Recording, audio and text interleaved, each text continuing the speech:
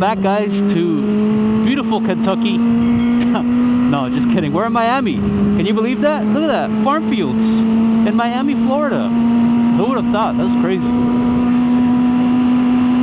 I don't know what they're growing, but definitely not weed. It's illegal here, so rip.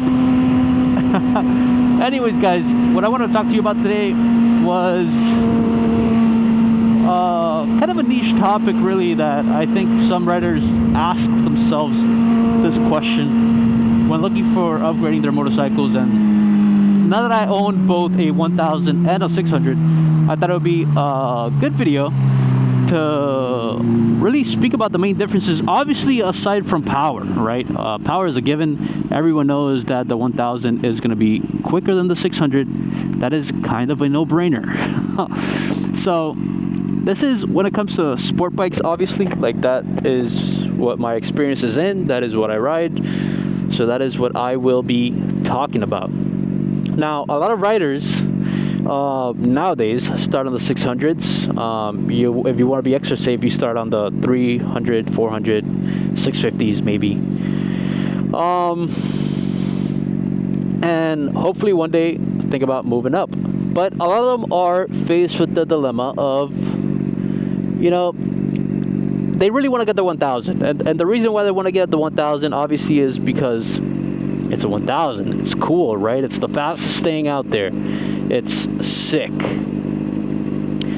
And I'll tell you guys why the reason is that I bought my 1000. Now, my 1000, if you guys are new to the channel, is a 2013 BMW S1000 RR HP4 competition. That is a mouthful. Sounds like I'm reading a recipe book, but that is my 1000cc bike that I have sitting in the garage right now,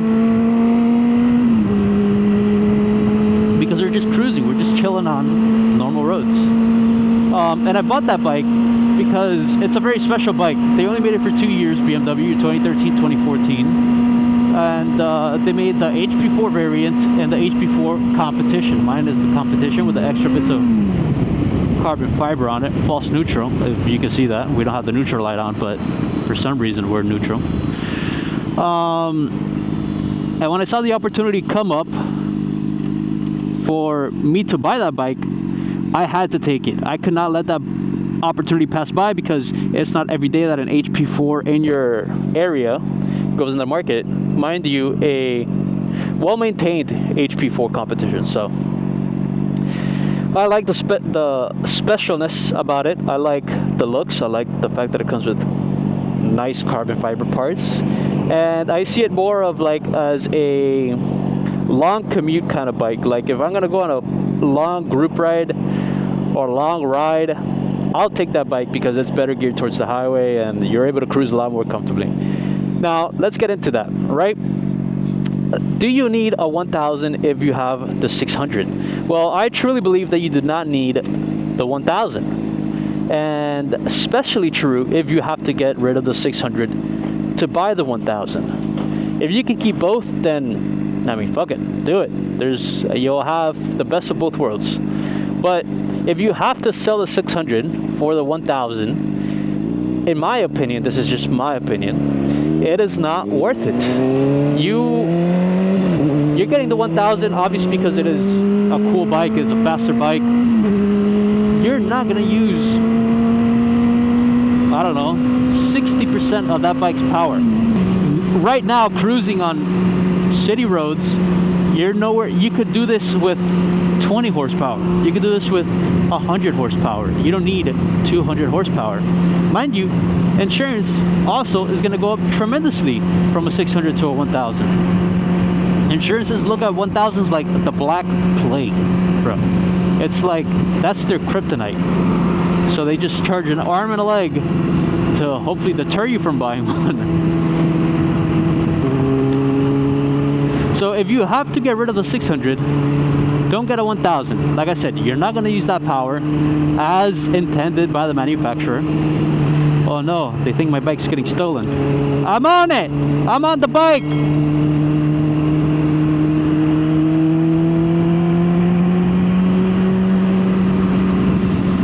anyhow, like I said, you're not going to use the power that the manufacturer intended for, because there's nowhere for you to use it except on the highway. And if you go on the highways, if you're in Florida, if you go anything over, what is it, like 50 miles and over 50 miles an hour over the speed limit, that's like automatic repossession of your motor vehicle, as well as mandatory court. And I think they take you to jail. I'm not too sure on that, but it's definitely not worth it going 50 over the speed limit.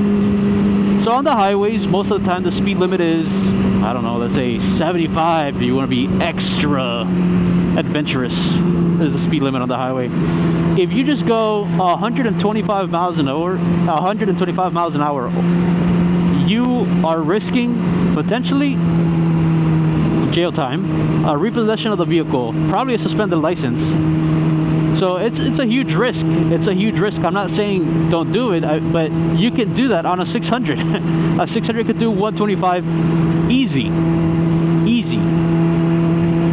The 1000 as well, and I found this as I acquired my 1000, is a gas guzzling machine. That thing is like the all-star of chugging gas, dude. I haven't experienced that bad of gas mileage since I had the Corvette.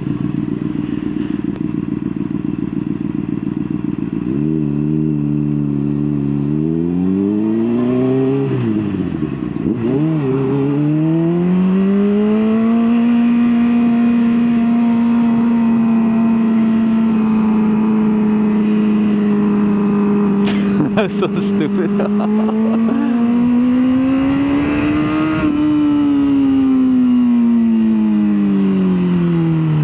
What an idiot. Anyways, now that we're sitting here in traffic, let's open up the visor, get some air in here. It's a nice 70, what is it?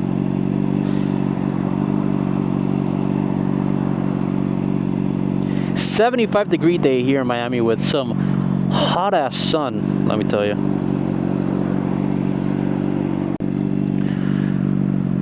So yeah, man, the 1000 chugs gas, bro. Like, I remember I went on a just a chill ride, like, and I was out maybe for 3-4 hours, 5 hours.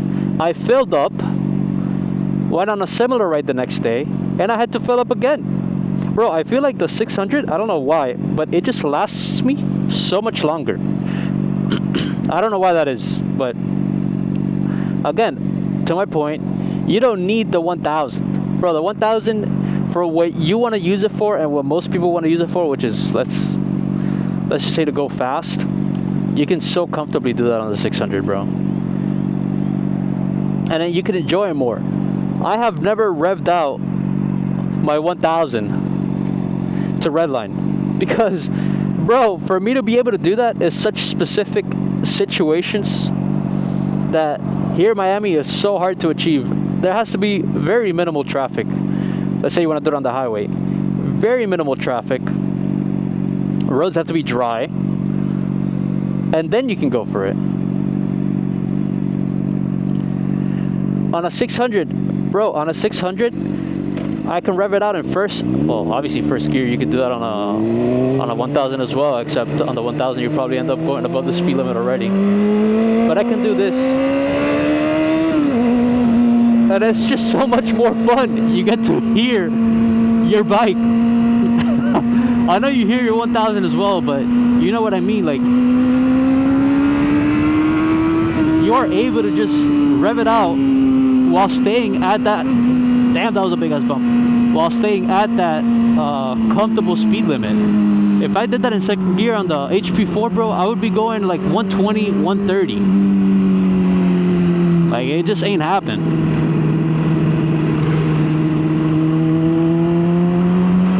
Again, I want to reiterate, if you're in the financial position where you can have both a 600 and a 1000, then by all means do it.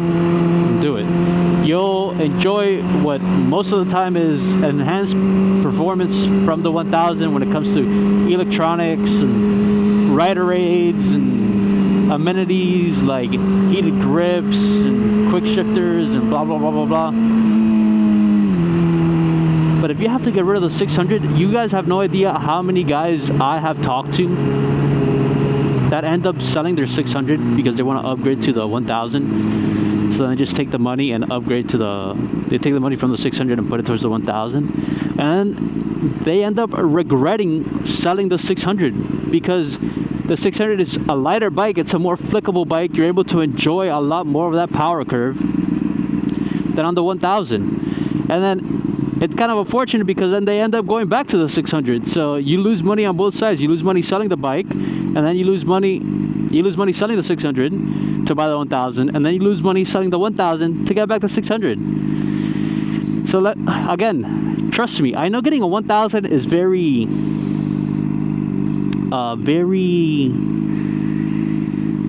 sought after collection. It's like a collection log for riders. It's like taking off boxes. Riding a 1000, check. But when you ride it, you will know. When you're riding a 1000 in normal conditions, it feels like your 600. It feels the same. Doing this on a 1000 and a 600 is the exact same thing. Anyone can go fast, obviously, but you'll never push the limits of that 1000. Very few of us have that kind of capability, that riding ability. And I have gotten nowhere near to pushing the limits on my HP4 because I just don't have that ability, bro. I'm not fucking Valentino Rossi out here carving up the apexes, chilling. Like, that is not me. I'm not there yet. So if you aren't there and you are honest with yourself and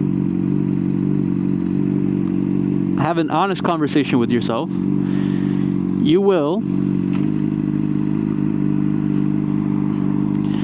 come to the same conclusion. You will say, it would be nice, but I don't think that's something I need. With that being said, I do believe everyone should ride a 1000 at one point or another in their life, just so that they can get that experience, just so that they know what that feels like, so then they can compare it to other experiences when they're riding. Maybe a 750 or maybe a Hayabusa or maybe whatever the case may be, and you have that barometer to compare. But just as a day-to-day operational bike, a 1000 just makes no sense. No sense. Like, there's no... What, other than because you want to, what argument can you present to convince someone to get a 1000 over a 600 for day-to-day operations and even group rides? What is the selling point of the 1000? I think the only one, to be fair, is it goes fast. How much faster? Maybe like 50, 60 miles an hour faster at the top end. So you're talking about maybe the 600 does 140, 145 top speed. On the 1000 you're going 190, 200. Are you gonna be doing 200? Are you gonna be going 190? No, you're not. And if you are, I mean, fuck it, bro. They get the 1000, but most people are not gonna go that fast. But anyways, as we wrap up today's video, if you guys did find the video informative and enjoyed watching the video, make sure to go ahead and hit that like button. Make sure to go ahead and hit that subscribe. Help us get to 1,000 subscribers by the end of January, which would be huge for the channel. But as always, thank you guys for watching. Ride safe, have fun, and I'll see you guys on the next one. Peace!